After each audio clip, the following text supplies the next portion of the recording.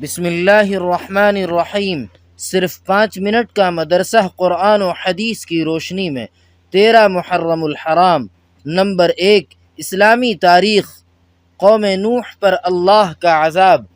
حضرت نوح علیہ السلام 950 سال تک اپنی قوم کو دعوت دیتے رہے اور قوم کے افراد بار بار عذاب کا مطالبہ کرتے رہے۔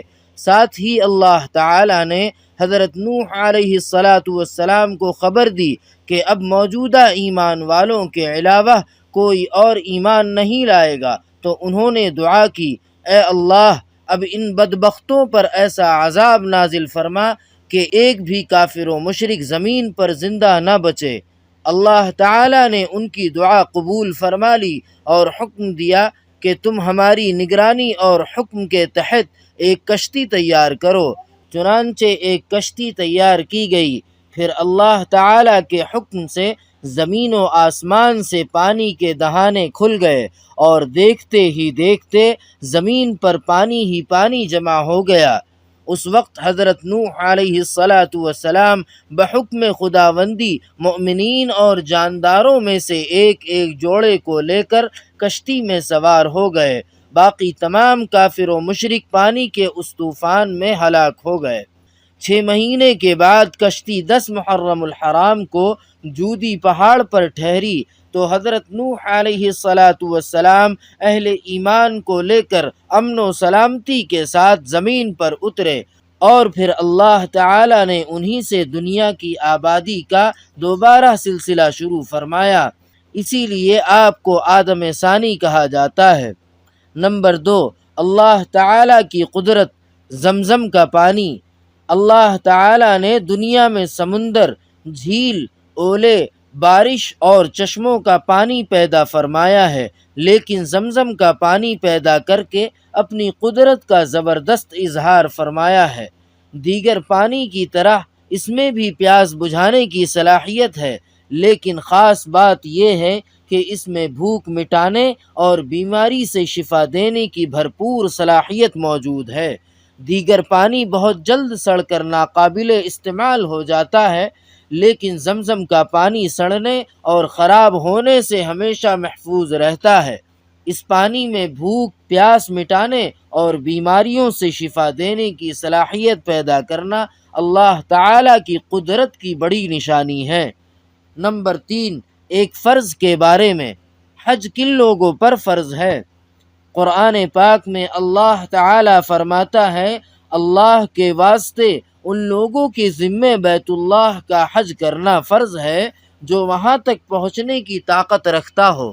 نمبر 4، ایک سنت کے بارے میں۔ دائیں کروٹ سونا۔ حضرت براء بن عازب رضی اللہ تعالی عنہ بیان کرتے ہیں کہ رسول اللہ صلی اللہ علیہ وسلم جب بستر پر تشریف لاتے تو دائیں کروٹ پر آرام فرماتے۔ نمبر 5، ایک اہم عمل کی فضیلت۔ سخاوت اختیار کرنا۔ رسول اللہ صلی اللہ علیہ وسلم نے فرمایا، اللہ تعالی سخی ہے اور سخاوت کو پسند کرتا ہے، اچھے اخلاق کو پسند کرتا ہے اور برے اخلاق کو ناپسند کرتا ہے۔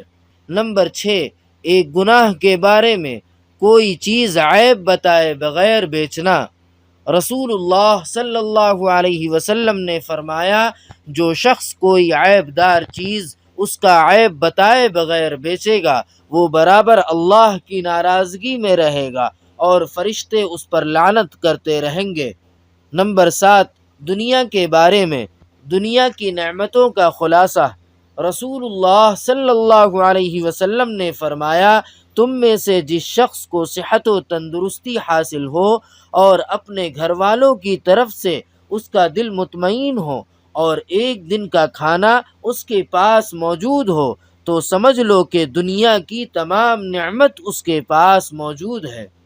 نمبر 8، آخرت کے بارے میں۔ اہل جنت کی نعمت۔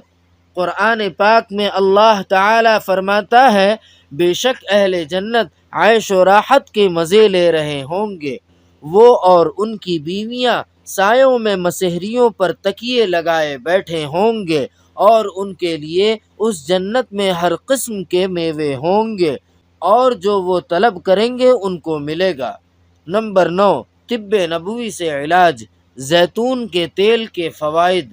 رسول اللہ صلی اللہ علیہ وسلم نے فرمایا، زیتون کا تیل کھاؤ اور اسے لگاؤ، کیونکہ اس میں 70 بیماریوں سے شفا ہے، جن میں سے ایک کوڑھ بھی ہے۔